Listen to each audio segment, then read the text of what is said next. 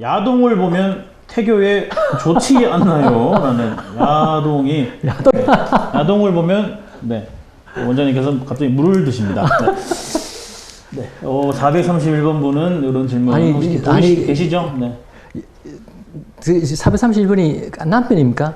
431번 남편분이시지 않을까요? 남편분이 네 같이 보려고 하는 건가? 네, 431번 근데 계시나요? 네. 자, 세 번째 문제로 번째 질문으로 조금 더 고민들을 좀. 그러면은 제가 임신 전 성생활에 대해서 말씀드릴게요. 이 세 번째 질문이 313번 분께서 임신 중 성관계는 언제까지 가능한가요? 그렇죠. 그래서 이 성생활이라는 것은 야동을 본다는 것은 보통 야동 같이 보는 분이 있나요? 같이 보면서 야동을 같이 보면서 두 분이 손잡고 침실에 들어가서 이제 하시는 그거는 좋죠, 사실은. 근데 남편이 혼자서 숨어서 야동 본다, 뭐 아내분이 숨어서 야동 본다. 그건 조금 이제 우리하고 좀 안 맞는 거잖아요, 부부같이. 그렇죠. 자, 그러면 임신 때 제가 성생활에 대해서 말씀드리겠습니다. 여러분들 여러 가지 책들 보면은 이제 임신 출산 육아책이라든지 여러분들이 많이 궁금해하는 것들을 여러분들 검색하잖아요. 뭐 네이버라든지 검색하면은 임신 전 성생활 치면은 하지 말라는 경우가 참 많아요. 제가 그렇더라고요. 저는 이제, 이걸 정말 꼭 늘 이야기를 해주고 싶은데, 참 이런 기회 있으니까 좀 말씀드릴게요. 저는 이제 결론적으로 말씀드리면은 우리가 성생활이라는 것은 자연스러운 겁니다. 여러분. 안 그래요? 임신도 자연스러운 거고, 여러분 임신하고 나서 음식물을 끈다든지 이런 거 없잖아요. 똑같잖아요. 그래서 임신 전에 한 행동들은 다 임신 중에 해도 돼요. 몇 가지 빼고, 술, 담배 이런 거 빼고는 다 임신 전에 한 행동들은 다 해도 돼요. 자, 옛날에 생각해 볼게요. 옛날에 우리가 초음파 기계가 언제 나왔습니까? 50년도 안 됩니다. 50년 전에는 임신 줄 몰랐어요. 산부인과 가도요, 배가 불러오면은, 배가 불러오는구나. 당신은 언제 생리했노? 생리가, 3개월 전에 했어요? 배가 불러온다. 그래, 임신해라. 산부인과에서 이야기했습니다. 그러면 그전에는 뭣도 모르고 임신관계 다 했어요. 성관계 다 했어요. 자, 그만큼 성관계라는 것은 자연스러운 겁니다. 하셔도 됩니다. 하셔도 되고, 언제까지 해야 되느냐 묻는데, 오늘 이 분만 예정이라도 오늘도 해도 됩니다, 여러분. 하고 병원 가셔도 됩니다. 안 될 이유가 있습니까? 안 될 이유가 있습니까? 그렇죠. 사회적 생활할 때? 네, 맞습니다. 왜냐하면요, 이게 우리가 태교를 이야기할 때, 태교라는 것은 이게 엄마의 마음이 엔돌핀이 올라오면서 즐겁고 행복한 감정이 드는 게 태교예요, 엄마. 네네네. 성생활 하면 엄마 기분 나빠요. 오르가즘 느낌 막 좋잖아요. 남편이 애모해주면 좋잖아요. 그죠? 그럼 좋은 게 그게 태교란 말이에요. 그래서 성생활은 매일에도 상관없이 하루에 2번 해도 됩니다. 알겠습니다. 예. 그리고 아기 낳을 때까지 하는데, 물론 우리가 배가 부른 상태에서 아빠가 위에서 하는 자세, 그걸 선교사 자세를 하는데, 엄마 배가 불러 떡 누워 있는데 아빠가 올라 눌러지는 않잖아요.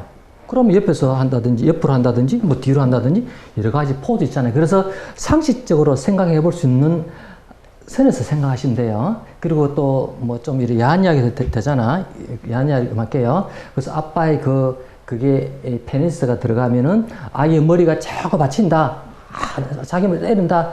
그래서 아기 머리가 나빠진다는 그런 말도 하더라고요. 근데 그건 상관없겠습니다. 그러니까 임신 중 성생활은 그냥 좀 더 좀 자유롭게 그렇게 생각하시길 바라겠습니다. 혹시 지금까지 숙제를 안 하신 분들은 오늘 밤이라도 당장 숙제하기를 저는 태아를 위해서, 아내를 위해서, 그리고 아빠 본인을 위해서 저는 권장드립니다.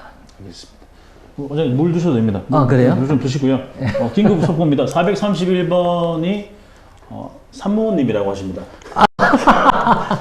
본인이 보고 싶다고 보시면 되죠. 하셨고요. 근데 남편과 같이 보시는 게 더 안 좋겠나 싶어요. 그리고 이렇게 혼자 보지 마십시오. 태교라는 것은요, 아기를 교육시킨다는 말이잖아요. 근데 아기를 어떻게 교육시킵니까? 심지어 이제 보면은 뭐 이렇게 수학 정석이라 그럽니까? 그런 두꺼운 책 있죠. 수학 정석 문제를 푸는 그런 분도 있고요. 영어 동화책을 하시는 분도 있고요. 네.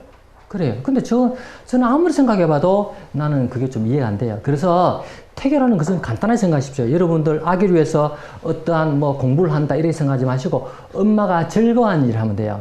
내가 예를 들어가 요즘 그 BTS BTS 그 요새 뭐 뮤직비디오 BTS 음악 들으니까 너무 좋다. 네. 그러면은 신나는 음악이라도요, 힙합송이라도요 들으십시오. 엄마가 듣고 춤을 추십시오. 예를 들어서 거실에서 그게 태교입니다, 엄마.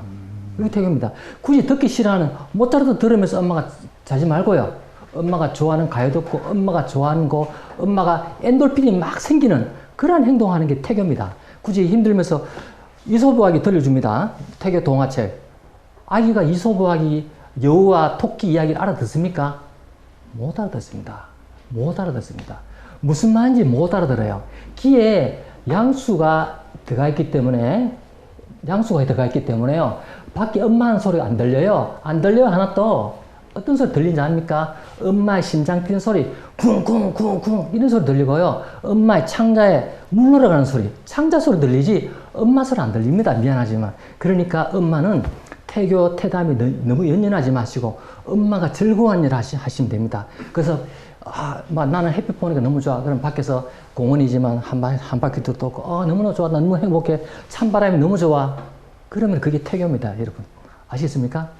알겠습니다. 이해가 됩니까? 어느 정도? 네. 우리 어머님들께서 좋아하고 기분이 좋아질 만한 것을 하는 게 태교다. 그렇죠. 막 클래식 들을 필요 없고 이솝우화기 들을 필요 없이 우리 어머님들이 힙합을 좀 힙합 좋아하면 되고 춤 추십시오. 춤추도 되고 너무 과격하진 않게 그래도 그렇게 자 기분이 좋아지시면 그게 태교다라는 거를